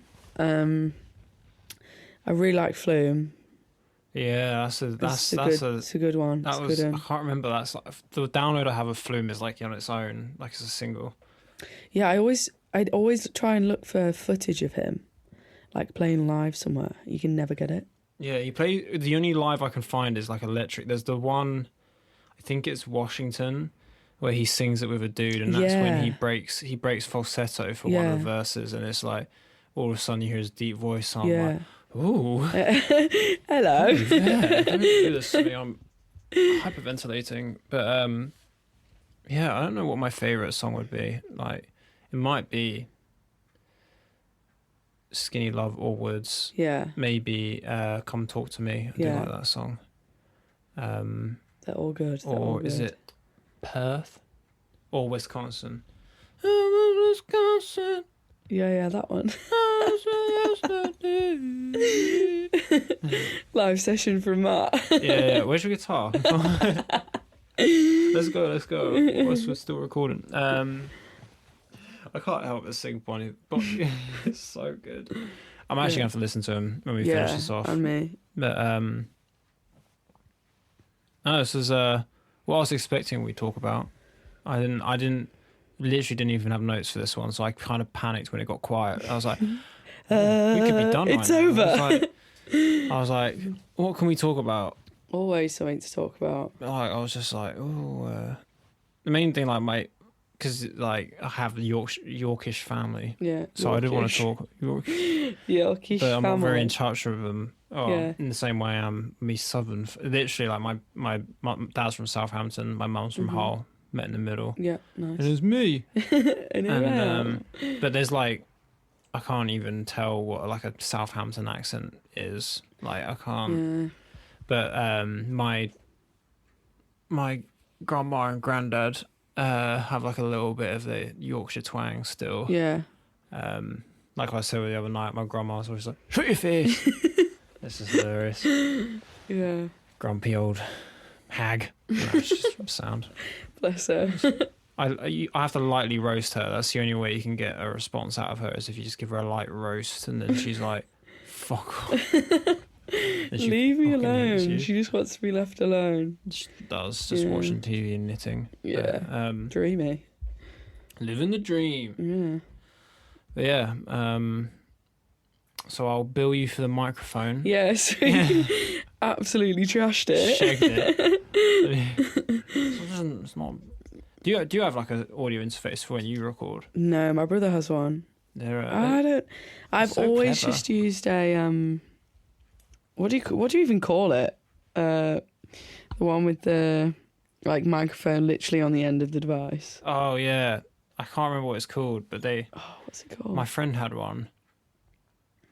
I don't know, but when I was recording myself, it did the job. Do they have plugs in the side of it as well that you can put mics? Yeah, in? you can put mics. I think Brad has one when he's doing like talking, like because you don't need to plug it into anything; it just picks it up. But yeah, I have one of them. But to be honest with you, I don't really do any recording anymore. It's like a voice memo on my phone, and then I'll send it to someone and be like, "Yo." Just like clean that up. Yeah. No, like I don't release anything anyway. So Just do would you ever try that? You know, there's that wave of bedroom pop, like you know, what, like listen to recording in your Clairo, bedroom. that Yeah, kind of thing. I've listened to Clairo. Would you Actually. ever? I don't know. It's not your thing. You're like folky, like. Yeah, that's the thing as well. Like finding your sound, like That's crazy. Yeah. knowing, like which way. It's like our generation doesn't really listen to country, so it's like you're trying to build up a music repertoire that like create songs that our generation's going to listen to, when actually you kind of stream more in one direction. Yeah. And then it's like getting it right so that people like join this, whatever you want to call it, like I don't know, like what do you call it? Cult? No, but like join that like group of listeners, I guess. Yeah. Yeah, it's a weird one. It's like you could go Bon Iver with it. You could go Julia Jacqueline with it. You could go. There's so many different options, but it's getting the one that's right, that's missing in the market, I think, is a big thing for me. And I think country, it was always, I remember watching a movie and them saying it's always a story in 3 chords, which I resonated with quite a lot. Like, or country music, when you listen to it, it's just someone telling a story and they've just put 3 chords behind it and made it a song. And it always flows as a story as well. There's a lady called Brandy Carlisle, who my favourite song of hers was called The Mother, and the story she tells in that's unreal, and the way she tells it is crazy. But it's just like ticking all the boxes and finding your gap in the market for it. Yeah, but a space where like you don't want to be competing all the time. I think if you start looking at it as if you're competing, I guess you're losing it already. Yeah, and everyone's always like, oh, are you going for this, or have you got loads of? Are you asking for gigs? I'm like, no, because I want people to come to me because they want my music. Do you know what I mean? Yeah. And I want to do it because they want me to do it. I don't want them to feel pressured to have me doing it. Yeah. Yeah, like my mum was always like, "Why are you not gigging every weekend and doing this?" I'm like, "Cause I don't want to, man. I want to let it come to me." And I know everyone's like, "Oh, you need to." It's a risky play. Yeah, it's a really risky genuine play. But I think where I'm at in my life now, it's the safest option. Yeah. For sure. Don't grind if you don't need to. You know. Yeah, but there is like elements of like grinding behind the scenes, like an album just doesn't write itself, you know. Yeah. Sort of like grinding in that way differently to gigging all the time and like showing people everything all the time, like just doing it for yourself in your own time when you want to do it, and you knowing what you've done and what you've got, for sure. Yeah. Who was the guy who he was chart topper from Hitchin? I've met his fucking mum. Bay? Is that him? James Bay? Yeah, with the cap. He had the hat. I think so. Long hair. Like, but like, how did like he go from just a local sound to that jump? Yeah, I mean, a lot of the time it is literally just record labels. Just the scout and just finding... being in the right place at the right time. That's just life at this point. Yeah, literally, like, everyone's always like, well, no, I need to do this, this and this. I'm like, no, someone will find you. If it's right, like, everything, I really stand by everything happens for a reason. And if you're in the right place at the right time and the right person's watching you, you're sorted. As long as you're willing to grind alongside that. Yeah, I mean, I think with every creative venture, to get the cash flowing, and like, you know, and to make it something that you can live to do, instead of doing to live. I don't know. Yeah, but you're always like, if you're doing something you really, really love and you really, really want to do, you're always going to have quite a big period of time where you're not getting money for it, you're not getting paid for it. But then, as long as it's not absolute garbage that you're producing, then it'll come back around, you know, and you will start getting not what you want from it, but what you want from it. Yeah. But yeah. I mean, I've made a lot of different things creatively, like films, mixes, podcasts, photography, all of that. I'm never expecting a check at the other end. But you enjoy it, and then one day someone's going to go, oh, this is cool, and then be like, you know what, book him. Maybe for sure. Yeah, living the dream. Yeah. That's the American dream. Country in the country. How many hours are we on now? 3 hours. I was like, what? It's like 1 a.m. 1 hour 48. That's a very good time to end. I'm trying to keep these on fucking 2 hours, please. But no, thank you for coming. Yeah, quite short notice as well for the chat. I'm gonna have a break next week, I think, but I might pre-record a couple episodes if I can. Yeah, do it. I'm trying to naturally do them. I don't want to rush them in on a Sunday night. I quite liked that it was like very last minute though. Yeah. Because I feel like if you'd asked me like ages ago, I'd have been constantly thinking about it. Like, oh my gosh, what are we gonna? What is it going to be really Bradley. awkward? He comes over and he's like, huh. Yeah, and then you messaged me at work today. I was like, yeah, all right, sound. And then I got here. Well, yeah, the initial plan was I was hoping if you weren't if you were at the studio and then didn't have anything on Oh, Saturday, yesterday, yeah. I would have brought the kit to the studio. Yeah, okay. And we would have done it there. And then Yeah. either if you or Hannah were in, but obviously elusive hands. Yeah. But we'll get her on. Yeah. Hell Eventually. yeah. I might just have to do like a 4-hour episode so I can just cut it up and be like, right, Hannah, I don't need you anymore. Yeah. We've got 4 episodes out of you in one sitting. Yeah. But yeah, I feel like you could definitely talk to Hannah for an awfully long time. Definitely. yeah.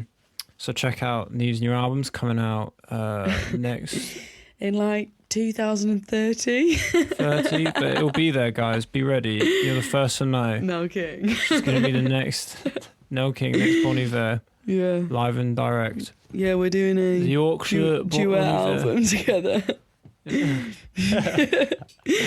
No King featuring Bon Iver. That would be a feature and a half. Yeah. All right. Sweet. Over and out. In and out, over and out. In and over and done with. out. All right.